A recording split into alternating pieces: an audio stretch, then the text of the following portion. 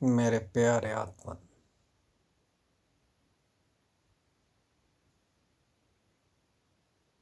मानव जीवन अनि मानव भावनाहरू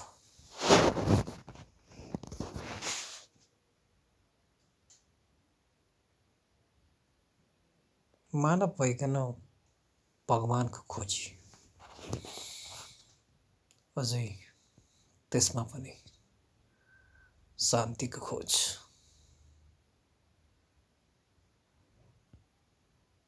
थाहा छैन कहाँ, कसरी, किन भगवानसँगको यो सान्निध्यता अनुभूत भएर पनि मन शीतलतामा रम्न सकिरहेको छैन। तर पनि प्रयत्न, मन, वचन, कर्म भगवत प्राप्तिको उच्चतम बिन्दुको खोजमा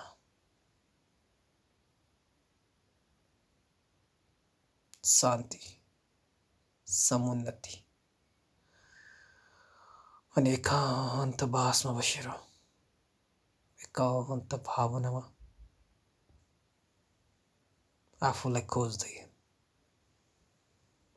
आफ्ना प्रत्येक मनका केर्सा केस्रालाई केलाउँदै उही एकान्त, उही शान्त। आखिर एक दिन मृत्यु सम्भव छ। आखिर एक दिन मृत्यु असम्भव भन्दा पनि सम्भव र मृत्यु निश्चित छ। त्यही मृत्युको अवस्था के हुन सक्छ? मृत्यु कस्तो होला? मृत्युपछिको हाम्रो अवस्था कि मृत्युपछि हाम्रा मनहरू मरेर सकेलान् अथवा यी मनहरू अझै बाँचेर फेरि पुनर्जन्मको खेल अथवा त्यो मनलाई फेरि अरू कसैले बोकेर हिँड्ला कि? ओहो, मनका यी पाटाहरूका बारेमा खोज अन्वेषण धेरैलाई पागलपन लाग्न सक्छ। तर जिज्ञासु भए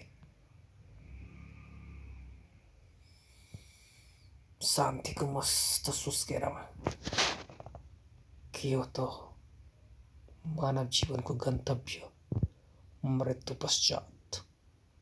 कहिले सोच्नु भएको छ? म भने प्रत्येक दिन, प्रत्येक समय, प्रत्येक पल ध्यानस्थ हुँदै मृत्यु पछिको हाम्रो मानसपटल, मृत्यु पछिको हाम्रो आवागमन कस्तो होला, के होला सोच्दैछु। तर मृत्यु कहाँ छ? मृत्युले जुन दिन हामीलाई गाज्नेछ, मृत्युले जुन दिन हामीलाई उडनछू पार्नेछ, सायद त्यो दिन आनन्ददायक, त्यो दिन यो पृथ्वीका सम्पूर्ण समस्याहरूबाट, यो पृथ्वीका सम्पूर्ण अमानवीय, अमानवता र क्रूर, आततायी, डर, त्रास, कन्दन, रुवाई अनि पृथ्वीको यो सुखभोगबाट टाढा कुनै अनन्त लोकमा चिर शान्तिमा व्याप्त आत्माको कल्पना गर्दै मृत्युवरण हुने समयको लीलाको पर्खाइमा हामी सबै वेटिङ लिस्टमा बसिरहेछौँ, मृत्युको